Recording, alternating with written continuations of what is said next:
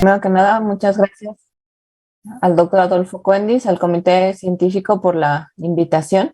Y para continuar con este módulo de casos de vía biliar y seguir más o menos en el mismo tema, vamos a presentar un caso de una paciente de la edad adulta que atendimos en el Hospital de Especialidades del Centro Médico Nacional Siglo XXI. Esta paciente se atendió, pues es una historia un poquito larga, yo espero que podamos concluir el caso sin mayor problema.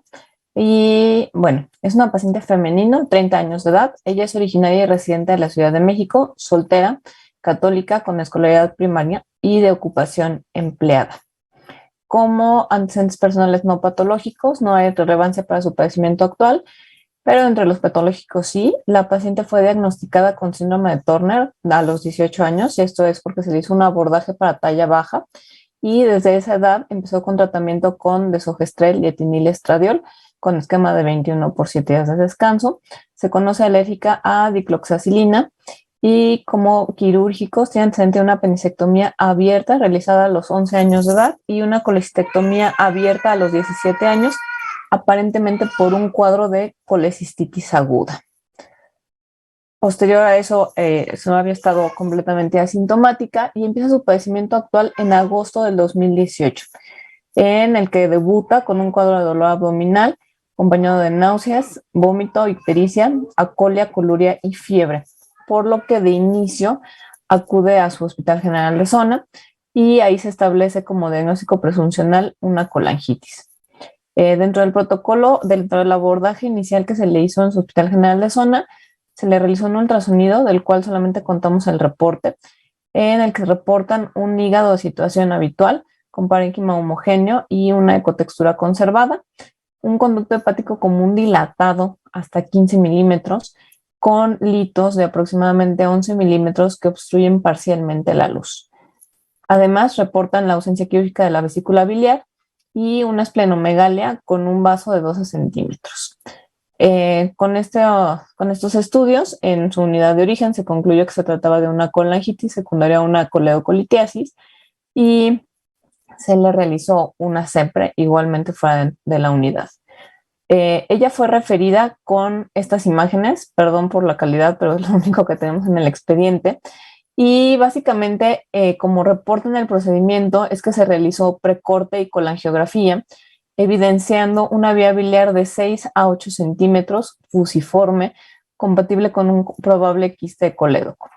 Al momento de hacer el precorte y la canulación, reportan salida de material purulento, por lo que se decide la colocación de una endoprótesis biliar plástica de 10 French, y con eso es referida a nuestra unidad. A su ingreso, la paciente se encuentra hemodinámicamente estable, ictérica, afebril y con dolor abdominal localizado hipocondrio derecho, sin notos de irritación peritoneal, y se le toma en el servicio de admisión continua los siguientes laboratorios, en donde llama la atención la presencia sobre todo de un patrón colestásico. Hay una hiperbilirrubinemia con predominio de la bilirrubina directa, con elevación importante de la fosfatasa y de la GGT. Como ya contábamos con el reporte del ultrasonido y con la imagen de la CEPRE, se decidió, para completar el protocolo de estudio, realizar una colangioresonancia, que es esta que vemos a continuación, en la que podemos observar básicamente dilatación de la vía biliar intrahepática. Vemos aquí pérdida de la captación en la intensidad de la señal en la topografía del hepático común, compatible con litos, y en colédoco distal una imagen compatible con un quiste de colédoco, y con litos en su interior. Aquí, ahí está. Esta es la reconstrucción con técnica de supresión de tejidos en la que podemos observar básicamente estos defectos de llenado, que, bueno, es que serían defectos de llenado en la colangiografía, que aquí es pérdida de la intensidad en la captación de la señal, y dentro del quiste también alcanzamos a apreciar alguno de ellos. En la reconstrucción podemos ver que también existe una anomalía en la unión pancreatobiliar con un conducto anormalmente largo. De tal forma que con esta paciente se integró el diagnóstico de una colangitis leve, un quiste de colédoco, toda ni 1A, una colecistolitiasis con una hepatolitiasis y un estato de endoprótesis, y con esto se le propuso tratamiento quirúrgico. Se le dio manejo inicialmente con antibiótico, con imipenem, 10 días para resolver la colangitis, manejo con hidratación parenteral, y finalmente se le propuso manejo con laparotomía. Dentro de los hallazgos, además del quiste de colédoco, que fue un TODANI 1 de morfología fusiforme de aproximadamente 8 por 4 por 3 centímetros, se encontró además cambios por una derivación biliodigestiva previa, de la cual la paciente no tenía ningún conocimiento.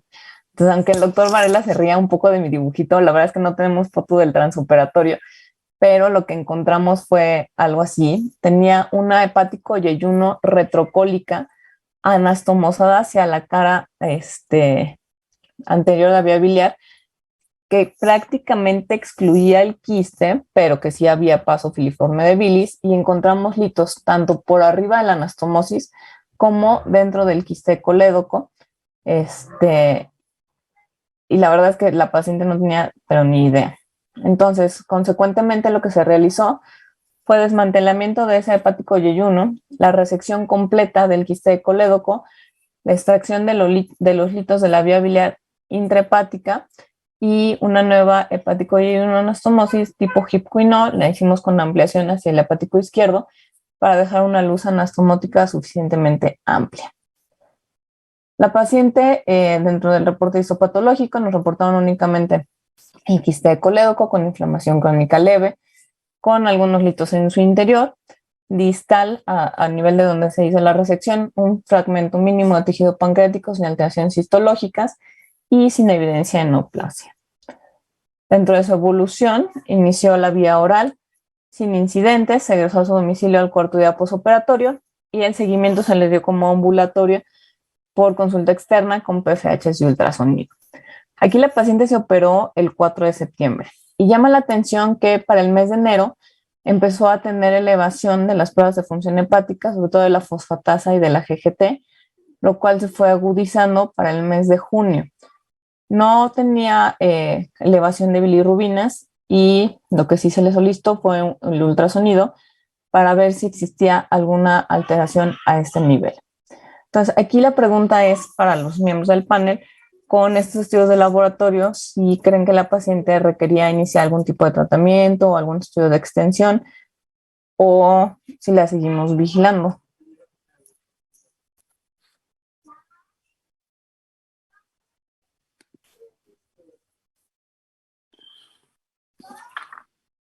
¿Voy? Sí, por favor, doctor. Bueno, este ejemplo es justo lo que les decía hace ratito, que un quiste de colédoco que debió haber ido muy bien con una primera cirugía bien hecha cuando ella era una niña o un adolescente, ahora se te presenta como una pesadilla y te encuentras la sorpresita de una derivación ahí medio rara. Suponiendo que en la segunda cirugía que tú hiciste se resecó completamente el quiste y que se aseguraron de que no había obstrucción intrahepática y que no había más litos y que se lavó y se drenó todo eso, pues lo primero que uno debe de pensar es que se está restenosando esa anastomosis, que algo pasó ahí, a lo mejor la calidad del tejido no era la buena por ser una reoperación, que hubo isquemia de la vía biliar o que tenía ahí alguna situación inflamatoria y que se está fibrosando y estenosando la nueva hepático yeyuno que hicieron, que tuvieron que hacer una ampliación, nos dijiste, ¿no? Tuvieron que abrir hacia el hepático izquierdo. Entonces puede ser que ahí se haya desvascularizado algo de la vía biliar y que se esté restenosando. No es normal que tenga esa GGT y esa fosfatasa meses después de la derivación. Entonces, pues aquí tienes ultrasonido de control después de eso, disminuyó la dilatación intrahepática, si no se podría hacer una colangiografía percutánea transhepática. Correcto. Nosotros de primera intención lo que le hicimos fue un ultrasonido y este ultrasonido es del mes de junio del 2019, donde alcanzamos a apreciar algo de neumobilia que es esperado por el tipo de procedimiento, pero en realidad no se evidencia dilatación de la vía biliar. O sea, sí hay una mejoría respecto a la imagen preoperatoria. Sin embargo, por la elevación persistente de la FA y la GGT, se decidió iniciarle ácido ursodeoxicólico vía oral y evidentemente mantenerla en seguimiento. Desafortunadamente, un mes después, es decir, ya estamos al 10º mes posoperatorio, la paciente llega al servicio de admisión continua con un cuadro de fiebre, ataque al estado general, ictericia, acolia y coluria. Y en ese momento se le toman laboratorios en los que se documenta una leucocitosis importante, además de un patrón colestásico franco. Aquí, pues obviamente nos llamó la atención el deterioro. Lo habíamos visto en el mes de junio con bilirrubinas normales y de repente en julio con 6 de bilirrubinas, entonces eso evidentemente no nos gustó. Y se le solicitó entonces sí la colangioresonancia, que es esta que tenemos aquí en la imagen. Entonces, este es el estudio de control en el que podemos observar que ya existe dilatación de la vía biliar intrahepática. Aparentemente hay comunicación hacia el intestino. Digo, sabemos que la resonancia es un estudio estático, no es un estudio dinámico para evaluar por completo si existe una estenosis o no de la vía biliar, pero sí llama la atención que no existe francamente una correlación con el ultrasonido. Parece ser que la dilatación ha persistido y llama la atención que existen algunos defectos en la captación que pudieran sugerir la presencia de lodo dentro de la vía biliar. Entonces, con este estudio se integró el diagnóstico. Perdón, Vanessa, ¿te puedo interrumpir, Vanessa? Sí, claro. Cuando hicieron ustedes la reoperación, la Y de RU que tenía ahí medio mal hecha, ¿qué hicieron con ella? ¿La tiraron a la basura e hicieron una nueva o utilizaron ese mismo segmento de intestino para la derivación? No, la desmantelamos y la volvimos a hacer. Okay. Sí, sí se desmanteló. Ok. Entonces, bueno, en esta ocasión la paciente se integró el diagnóstico. Perdón, Vanessa, te puedo interrumpir también, perdón. Adelante, para eso es esto, para que se me están ocurriendo ahorita ideas. Así como estuvo de mal hecha la cirugía, de pura casualidad, ¿no viste si había alguna lesión vascular, sobre todo de alguna rama de la arteria hepática derecha? Porque es muy común eso y no se dan cuenta y más adelante, porque el comportamiento de tu paciente pareciera ser una estenosis otra vez, o sea, se está estenosando la vía biliar completamente. Entonces es muy común ver que estas reestenosis son por alteraciones vasculares, pues por isquemia, sobre todo de la vía biliar. Entonces, no sé, a lo mejor se me hubiera ocurrido hacerle una angiotomografía del hígado para saber si no hubo alguna lesión vascular, aparte de la resonancia. Obviamente la resonancia ahorita es muy, muy evidente que tiene estenosis, ¿no? Sí. Nosotros de manera protocolizada, cuando recibimos a los pacientes, por ejemplo, por una lesión diatrógena, a todos se les hace angiotac. En esta paciente que en teoría era una paciente con un quiste de colédoco, pues de nuevo diagnóstico y que no había estado manipulado, la verdad es que no se solicitó porque pues según ella solamente le habían hecho la colestectomía, entonces no pensamos que hubo una lesión vascular y por eso es que solamente se le realizó la resonancia. Pero Gracias, bueno, Vanessa. No, para eso es la discusión, es la mejor parte. Para este punto se integró el diagnóstico de una colangitis moderada. Evidentemente la paciente se ingresó para manejo hospitalario. Nuevamente se manejó con esquema de antibiótico, con hidratación y se decidió su egreso por mejoría después de 2 semanas de tratamiento y evidentemente para completar el protocolo. Como parte de ese protocolo se le hizo este colangiograma. Y en este colangiograma lo que nos llama la atención es que evidentemente hay una disminución en la excreción del radiotrazador. La depuración hacia el sistema biliar nos la reportaron como lenta e incompleta y con un acúmulo anormal a nivel de la confluencia, lo cual pues evidentemente fue compatible con una estenosis parcial.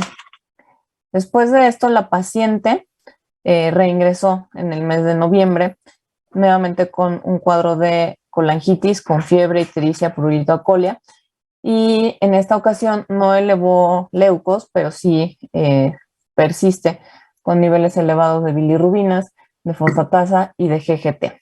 Entonces, aquí la pregunta sería, hasta este momento, con el resultado del colangiogamagrama y con la resonancia, pues es altamente sugerente de una estenosis parcial del hepático yeyuno.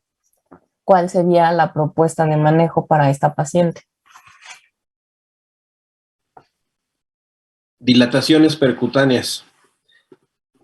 Nada más que antes yo quisiera decir algo. Es excepcional, casi imposible que un paciente que se opera de quiste de colédoco haga colangitis. Cuando un paciente con quiste de colédoco hace colangitis es porque está obstruida la anastomosis. Normalmente pues son vías biliares dilatadas, son grandes, son anastomosis grandes que no tienen por qué tener problema en el drenaje biliar. Entonces es rarísimo. Nosotros no les damos profilaxis con antibiótico a los pacientes operados de quiste de colédoco y es excepcional que hagan la colangitis. Si hay colangitis, algo está mal con la derivación, o se estenosó o la Y está mal, porque a veces la Y está mal hecha abajo, se puede haber torcido, obstruido o lo que sea. Entonces, esta paciente ya con una reoperación y que ya lleva 2 episodios de colangitis y con estos estudios de imagen, pues volverle a entrar ahí sería una pesadilla. Si no hay de otra se va a tener que hacer, pero nosotros lo que haríamos sería hacerle un colangiograma percutáneo transhepático y a través de ahí se hacen dilataciones progresivas y se van, si se logra pasar la cabeza de cobra o la guía a través de la anastomosis estenosada al asa intestinal, se van cambiando ahí catéteres de manera progresiva hasta que se dilata eso. Eso lo hacemos mucho en pacientes trasplantados también. Doctor Mercado, ¿usted qué nos podría comentar respecto al manejo de este tipo de estenosis después de una derivación biliodigestiva? Con esta paciente que ya está reestenosándose, que la primera cirugía está como muy incierta y la segunda tiene pues poquito más de un año, ¿cuál sería la conducta?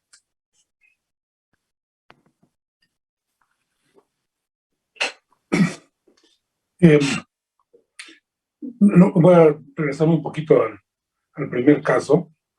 Yo creo que también le dejaron un pedazo de quiste proximal, y eso a veces es por comodidad para hacer las anastomosis.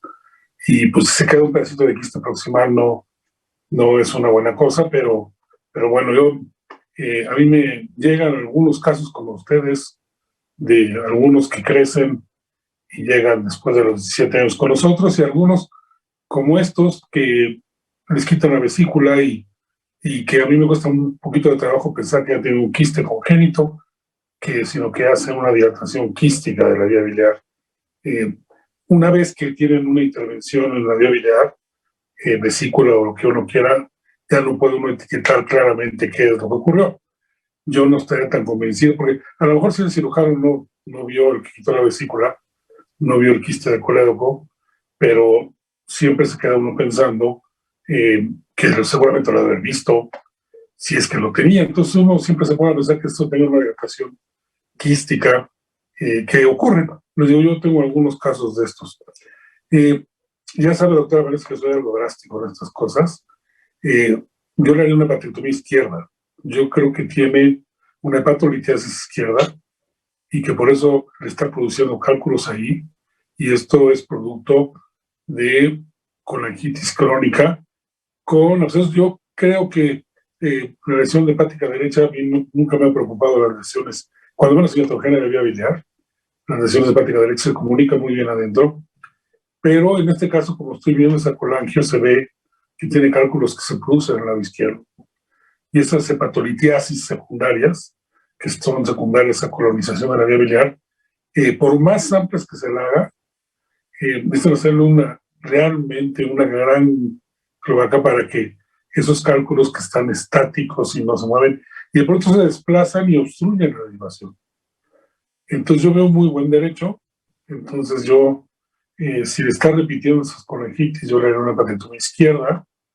Probablemente utilizaría tantito a la izquierda como resbaladillita para hacer el hepatoyuno, pero yo tengo un hepatoyuno bueno y un derecho muy bueno, y yo creo que le está produciendo, tiene una hepatolitiasis secundaria, ¿verdad? Entonces, porque yo la conozco a usted y sé que la supera muy bien, y entonces sé que técnicamente debe haber hecho una derivación técnicamente impecable, pero a mí me ha pasado también, doctor, yo salgo feliz de haber hecho una derivación técnicamente impecable, y de pronto se obstruyen, son cosas que uno no puede saber, porque a veces tienen la vía biliar, tienen alguna cosa mal, ¿no? Yo les he buscado esta atosis de la vía biliar, pero bueno, yo en este caso creo que tiene una hepatolitiasis izquierda, doctor, y que va a necesitar hacer una, ojalá ya pase.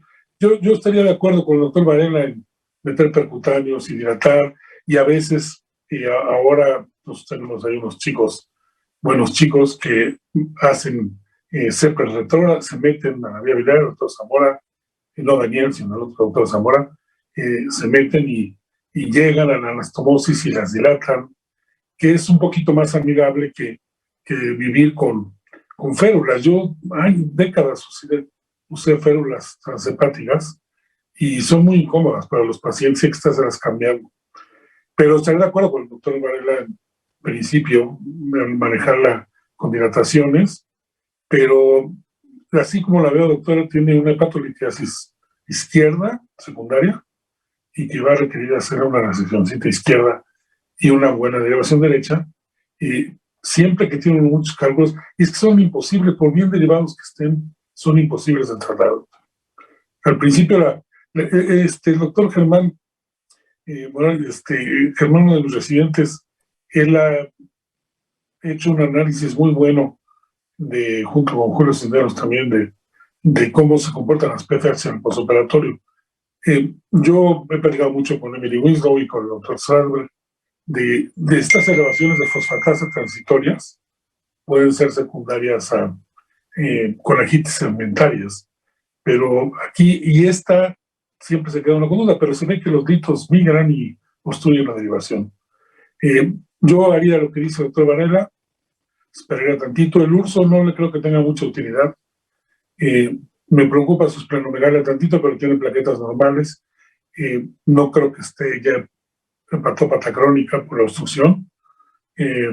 Entonces yo pensaría rehabilitar un poquito, no mucho tiempo, porque si no, nunca la va a sacar de los percutáneos, doctora.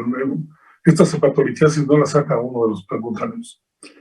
Tiene muy buen volumen del lado derecho. Entonces yo le doy una peritectomía izquierda y una buena derivación al derecho, doctora. Muchas gracias, doctor Mercado. No sé si el doctor Cázares o el doctor Ortiz quieran comentar algo al respecto. Sí, no sé si han visto o han tenido la posibilidad de hacer de usar el coledocoscopio flexible. Quizás este sería un caso indicado para poder, aparte de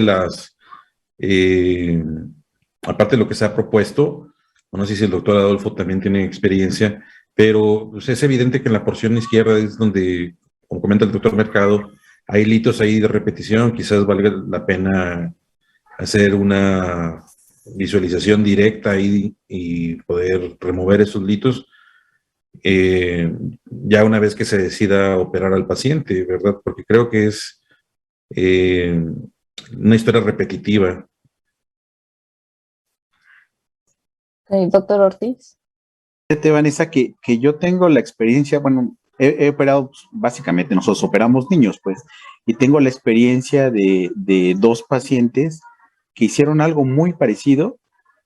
Se estuvieron haciendo dilataciones percutáneas y llegamos a un momento en que más o menos se manejaron, yo creo que entre 6 meses a un año así, y llegó un momento en que el lado izquierdo se hizo prácticamente hipotrófico, pero con una vía biliar horrible, prácticamente igual que pero con un lóbulo izquierdo bien chiquito. Entonces lo que decidimos fue hacer una hepatectomía izquierda, y los dos pacientes evolucionaron excelente. La verdad, yo no tenía ni idea de qué hacerle a estos pacientes, y se me ocurrió pues ir a leer lo que hacen los adultos, y lo de la hepatectomía izquierda está bien descrita, y les fue muy bien a los dos niños. creo que no está descartado. Obviamente es una cirugía pues bien grande sobre un paciente que ya está abordado y obviamente con el peligro de hacer algo vascular ahí más grande, ¿no? Pero creo que no está descartado. Obviamente la primera opción en este paciente es algo percutáneo y tratar de manejarlo y dilatarlo y ojalá que funcione, ¿no? Pero lo de la hepatectomía izquierda también tengo yo la experiencia con 2 pacientes y nos fue muy bien. Okay, yo creo que la hepatectomía debe ser el último recurso. O sea, sí se debe de agotar la rehabilitación percutánea. O sea, las férulas plásticas es nada más para tener la vía de entrada del abordaje y lo pueden picar del lado izquierdo al lado derecho. Y actualmente los radiólogos intervencionistas meten ahí balones, dilatan, lavan, empujan los litos hacia la derivación, y si dilatan la derivación y ya no está obstruida, pueden hacerla con eso. Nosotros tenemos algunos pacientes trasplantados de donante vivo que se nos han estenosado las vías biliares y que hacen piedras así como estas y se han podido rehabilitar de manera percutánea. Incluso existen unas prótesis recubiertas autoexpandibles que las puedes poner y se pueden quitar. Es como un acordeón que lo ponen justo en el sitio de la unión del hepático y yeyuno, lo dilatan, lo dejan ahí un rato y después nomás se jala un hilito y se vuelve a colapsar la férula y se puede quitar. Ok, bueno, yo estoy completamente de acuerdo con ustedes. Inicialmente lo que se le propuso fue una rehabilitación con catéter percutáneo. Esta es la colangiografía inicial, se puncionó del lado derecho, que habitualmente es el que está más dilatado y un poquito más accesible. Sin embargo, por el acodamiento que presentaba, no pudieron avanzar el catéter y se tuvo que canular del lado izquierdo. Aquí vemos que se intentó pasar hacia el asa y efectivamente el plan era pues precisamente ese, intentar una rehabilitación por medio de radiología intervencionista. Como bien comentó el doctor Varela, en adultos el protocolo que se utiliza habitualmente para rehabilitar estos pacientes es empezar por un catéter 8 French y a los 3 meses hacer un recambio por 10 French, 12 y así lo llevamos hasta 22, que es el calibre más grueso que se utiliza para rehabilitar este tipo de pacientes. En el caso de esta paciente, igual ya que se impregnó con antibiótico, se colocó el catéter y aparentemente tuvo una buena evolución. El drenaje se dejó abierto para que resolviera un poquito más rápido la colangitis. Se tomó un cultivo de la bilis obtenida. Como vemos en el antibiograma, es pansensible, tenemos sensibilidad a muchos antibióticos, entonces clínicamente mejoró, remitió la colangitis y se egresó con el catéter. Sin Vanessa, embargo... Perdóname, Vanessa, en la primera colangiografía, sí, ¿vieron los cálculos? ¿Tenía defecto de llenado? Aquí aparentemente no lo reportan, pero ya revisando en retrospectiva el caso se alcanza a ver algunas burbujitas que a mí me queda duda que no hayan sido cálculos desde ese momento. Aparentemente no se reportó así. ¿No era aire? Vamos a ver, lo reportaron como burbujas de aire porque incluso en la primera inyección de contraste no se ven. Se ven hasta ya más adelante, ya que se retiró el del lado derecho y se funcionó por el izquierdo. Entonces ellos lo reportaron como aire en la vía biliar. Porque el defecto que se veía en la resonancia era bastante importante. Entonces, esos cálculos se deberían de haber visto en la colangiografía percutánea. Y es la diferencia entre que sea solo una estenosis fibrosa o que tenga realmente los litos. Me gustaría opinar un poco acerca de lo que se ha vertido. Sí, claro. Este caso en particular, creo yo que a mí sí me parece que son litos, no son burbujas, y eso se puede ver sobre todo con el comportamiento en la fluoroscopía, ¿no? Porque el comportamiento de las burbujas y los litos es muy distinto. Pero esta formación que hace como en pilas de monedas en una imagen estática, eso en automático por lo general traduce litos. Entonces, y los litos los veíamos en la resonancia desde el conducto izquierdo, ¿no? Y ahora los vemos del lado derecho en esta última imagen. Entonces, creo yo que es importante justo ahondar como en lo que decía el doctor Cázares en su caso. A mí me parece que la colangioscopía transoperatoria en los pacientes crónicamente obstruidos es esencial para el tratamiento de estos pacientes, porque si no lo que pasa es que nos enfrentamos después a problemas como estos, porque si a uno le mete, por mucha presión que uno le meta de agua a un lito que mide 5 milímetros o 10 milímetros contra una vía biliar de 2 centímetros por arriba, pues el lito simplemente se pone a dar vueltas y no sale. Es un fenómeno mecánico. La diferencia está en que al momento de hacer una revisión bajo visión directa, entonces sí uno va piedrita por piedrita y se van tomando todos estos y se extraen. Y en el caso de que no se puedan extraer, yo creo que la hepatectomía siempre es una buena opción para resolver el caso de un tajo, ¿no? Ahí sí no le veo yo ninguna controversia al respecto, al contrario. Pero finalmente creo yo que la colangioscopía, con los accesos tecnológicos que tenemos hoy en día y las herramientas que se tienen endoscópicas, permite limpiar perfectamente un hígado de estas características. Okay. Ahí el problema es que por mucho que lo limpie uno, se vuelven a formar. Así son las hepatolitiasis, y es por colonización y a veces es secundario a daños en el epitelio biliar por las colangitis de repetición. Yo he visto varias de estas hepatolitiasis adquiridas, no son como las de Asia, pero por mucho que las saque el endoscopista, el radiólogo, se vuelven a formar. Entonces, el lóbulo izquierdo es el formador de cálculos. Yo tengo ahí una discusioncita, igual que lo de los quistes de colágeno que publicamos nosotros, pero ahí en Annals of Hepatology tengo una discusioncilla de eso, donde lo que pasa es que por bien hecha que estén las tomas de la doctora Vanessa, se va a seguir obstruyendo porque es una formadora de cálculos. Esto es lo que ocurre con nuestros casos como secuela o consecuencia de esto. Yo creo que la estenosis se da porque se obstruye por cálculos y da la impresión de estar ahí. Por ejemplo, yo le creo a la doctora Vanessa, porque siempre le he creído, además de querido, que se fue al izquierdo. Yo no veo que esté el izquierdo abierto, pero probablemente sí. Lo que pasa es que está ocupado por los cálculos. Entonces, aunque uno lo saque el radiólogo y lo saque más, y luego los catéteres percutáneos colonizan más y meten otros gérmenes además y se hacen polimicrobianas. Yo creo que el caso hay que valorarlo con cuidado y sí, como dice el doctor Cuenes y el doctor Varela, darle su oportunidad de rehabilitación, inclusive con el endoscopio intentar sacarlos, el radiólogo también, pero pues está muy joven y eventualmente va a requerir de eso. Y luego lo que decía el doctor Ortiz, se van haciendo cirróticos biliares secundarios.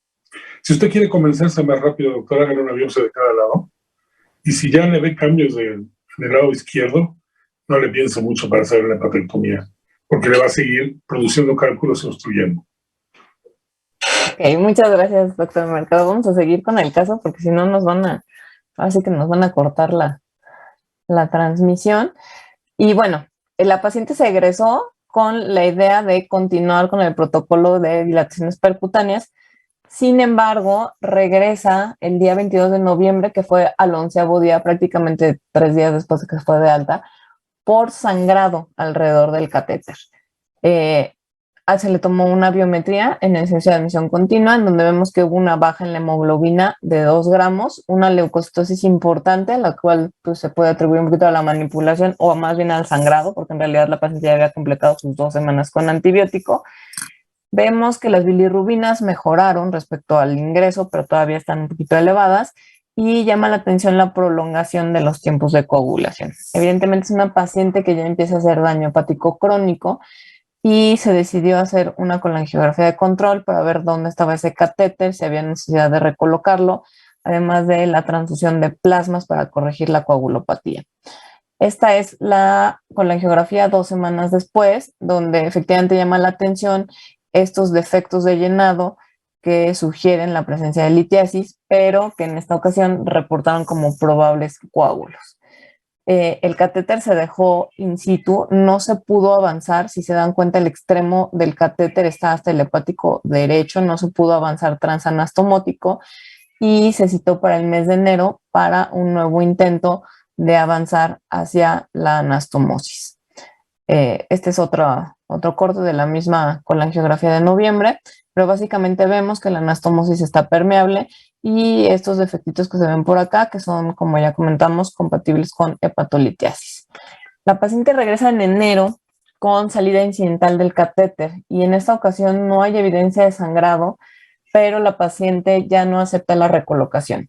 como bien comentó el doctor Mercado, estas férulas que están exteriorizadas son bastante molestas para los pacientes y eso muchas veces lo que limita un poco el avance terapéutico. Desafortunadamente, el hecho de que entre un recambio y el otro tengamos que dejar pasar tantas semanas hace que el paciente esté con el catéter durante varios meses. Y esta paciente en particular, pues, se le salió el catéter y dijo: a mí háganme lo que quieran, pero ya no me vuelven a poner ese catéter. Entonces, en este punto voy a adelantar un poquito porque ya nos quieren correr. En marzo regresa nuevamente por colangitis. Nuevamente se le propuso el tratamiento con los catéteres, no aceptó, de tal forma que se le propuso tratamiento quirúrgico. Y en esta nueva cirugía, que fue la del 2020, encontramos cambios quirúrgicos, múltiples adherencias. La hepático yeyuno anastomosis parcialmente estenosada, aproximadamente un calibre de 5 milímetros, con bilis turbia, con múltiples detritus y con lodo biliar. No encontramos como tal litos dentro de la vía biliar intrahepática, pero sí mucho lodo biliar. Entonces, como comentaron hace rato, se realizó el lavado hasta aclarar, se remodeló el hepático yeyuno y ahora se extendió hacia el hepático derecho, porque precisamente es el que tenía mayor calibre. Y como bien nos sugirió el doctor Mercado, se le hizo una biopsia hepática. La biopsia hepática nos reporta ya cambios por colestasis intra y ectocitoplasmática asociada a reacción ductular, con degeneración globosa de los hepatocitos e inflamación mixta periportal, sugestivos de un proceso obstructivo con actividad inflamatoria leve y algo de fibrosis periportal con formación de puentes incompletos. Todo esto pues compatible con una colestasis crónica y ya encaminándose hacia el desarrollo de una cirrosis biliar secundaria. La paciente evolucionó bien en el posoperatorio inmediato, se le inició la vía oral a las 48 horas, se le retiró el drenaje al tercer día, no hizo fístula biliar, se fue a su casa al cuarto día y la seguimos por consulta externa y la vimos 6 semanas después de la derivación y aparentemente las bilirrubinas iban con tendencia a la normalidad. Sin embargo, después de esto se perdió el seguimiento derivado de la pandemia. Entonces, no supimos nada de la paciente, pues prácticamente durante 11 meses y regresa con nosotros hasta el mes de marzo de este año y llega nuevamente con un cuadro de colangitis.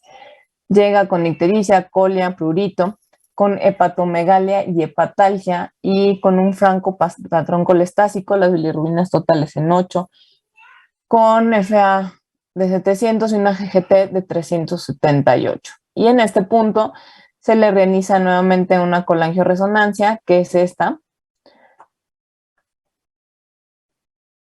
en la que, como podemos observar, hay múltiples litos, tanto en el hepático derecho como en el izquierdo, y que consecuentemente están obstruyendo nuevamente la derivación. Entonces, finalmente aquí, que es lo que hemos venido comentando, el tratamiento tiene que considerar pues, que la paciente va a seguir formando litos.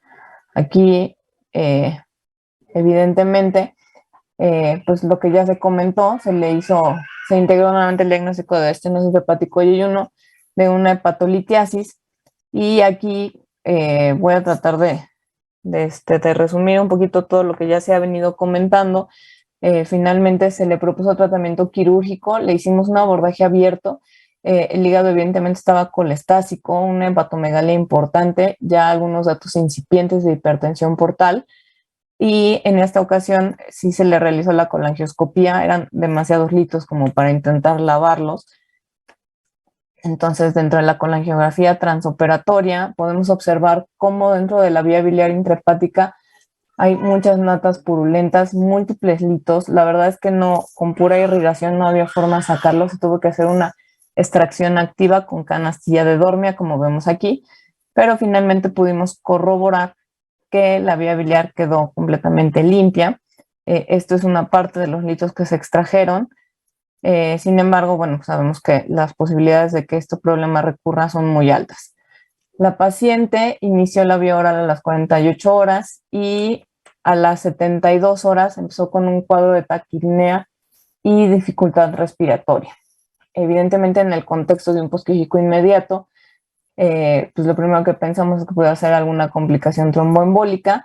Sin embargo, empezó con deterioro ventilatorio, se le tomó una tomografía y lo que nos reportaron fueron datos compatibles con una neumonía típica, probablemente por SARS-CoV-2.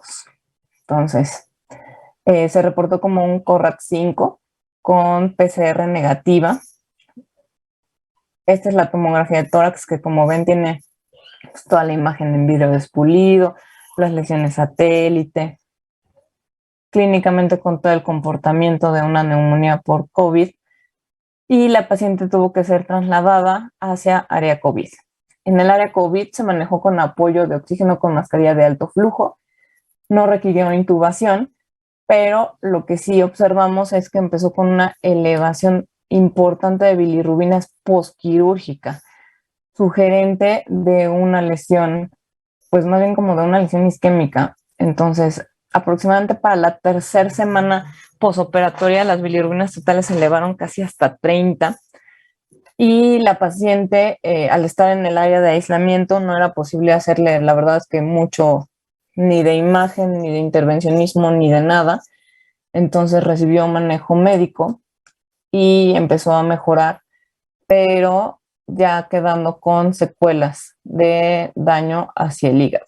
Entonces, para finales de mayo, que finalmente pudo salir del área COVID, mejoró de la cuestión respiratoria y demás, sus bilirrubinas totales quedaron en 19, con una fosfatasa de 1300. Aquí, la verdad es que yo no considero que nada de esto haya sido secundario al COVID. Yo creo que definitivamente fue una colangitis posoperatoria que no se pudo manejar pues muy adecuadamente en una zona de aislamiento, y la paciente, pues la biopsia que le tomamos en esa cirugía reporta ya inflamación crónica periportal moderada, reacción ductular, colestasis, degeneración globosa. Ya hay fibrosis estadio 5, porta de porta vena central con los accesorios, todo esto compatible con una cirrosis incompleta.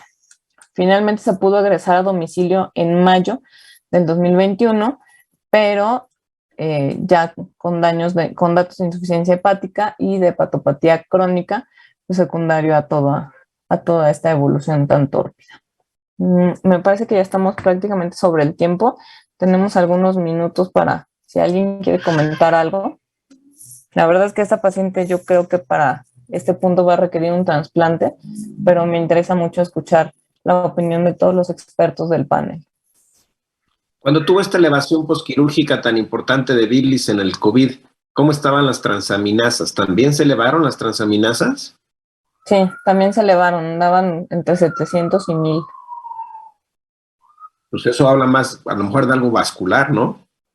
Pero fueron 2 semanas después de la cirugía, no fue en agudo. O sea, el peor punto fue la paciente se operó el 31 de marzo y el peor punto fue el 22 de abril. O sea, fue paulatino. Si hubiera sido algo vascular, la elevación no hubiera sido inmediata, pues al día siguiente ya hubiera estado así. Y esto fue 2 semanas después. Yo también considero que cuando son isquémicas, siempre las transas se van, pero no a 700, se van así como 2000. Suben por arriba de miles. Sí, 2000, las isquémicas. Y mire, el doctor Vilatova acaba de publicar, de hecho está todavía en prensa en Annals of Surgery, la experiencia del Instituto de Trasplante. Y no espere que haga hipertensión portal, doctor. Usted tiene ahí excelentes cirujanos de trasplante, porque con la hipertensión portal más la lesión de biliar sí se hace una mezcla complicada del trasplante. Estos pacientes, cuando los puntea con el MEL, a lo mejor sí, porque tiene ya cosas ahí, no sé cómo es la defunción renal y todo eso, pero cuando los puntea con MEL, a veces no dan la puntuación como para ser candidatos. Pero este hígado es irrehabilitable, doctora. Es irrehabilitable, y yo creo que, y yo no sé si en el lado derecho sea también hepatolitiasis o se los empujaron en los radiólogos del lado izquierdo. Pero es posible que tenga bilateral, porque son mucho más por colonización. Pero mándenla a operar antes de que le haga varices, doctora. Facilítale la vida, porque no es posible rehabilitar este hígado ya no vale la pena operarla, y antes que no tenga hipertensión portal, y le facilita la vida a sus cirujanos de trasplante. Sí, completamente de acuerdo, aunque ya no hay mucho que ofrecerle a nivel de rehabilitación de la vía biliar. Efectivamente, la paciente se encuentra en protocolo para descartar varices esofágicas y en protocolo de trasplante. Desafortunadamente, la evolución fue muy tórpida después de la última cirugía y a mí, la verdad, el comportamiento de las pruebas de función hepática con el COVID es algo que nunca había visto. Híjole, es una paciente bien joven, ahorita tiene 34 años y yo creo que sí va a ser candidata a trasplante. Pero bueno, por cuestiones del tiempo, yo creo que vamos a cerrar aquí. No sé si alguien quiere hacer algún comentario final, Adolfo, el doctor Ortiz, el doctor Cázares. Yo nada más rápido, Vanessa, que la verdad que pesadilla tener un paciente Ya así. sé. No, qué Ya horrible, sé, o sea, no, o ya sea, sé. meterse a operarse 2 veces una vía biliar así es una pesadilla. Y peor si te va mal como le ha ido a esta paciente, creo que no hay de otra. Es una, pues, a lo mejor no excelente candidata, pero tiene que mandarse ya para trasplante de hígado. Yo sé la situación del hospital de especialidades, particularmente en trasplante de hígado, pero creo que se puede hacer algo en el seguro social para que esta paciente pueda ser beneficiada con trasplante, porque no tiene de otra. Sí, yo también creo que no le quedan muchas opciones y es una paciente joven que afortunadamente no tiene todavía datos de hipertensión portal. Pero si el pronóstico con el hígado como está, pues ya su suerte está echada. Lo único que le podríamos ofrecer, y efectivamente es una pesadilla porque pues nunca ha evolucionado como hemos querido. Pues, Y como bien comentó el doctor Mercado, la verdad es que este tipo de evolución en pacientes de quiste de coledoco no es la primera vez que la vemos, pero en los 2 o 3 casos que a mí me ha tocado en el servicio son pacientes que la cirugía inicial no se hizo la resección completa y no se hizo una buena derivación. Y yo creo que esa va a ser la conclusión conjunta de ambos casos, ¿no? Que siempre la primera cirugía es la que nos va a dar la pauta para el pronóstico en estos pacientes.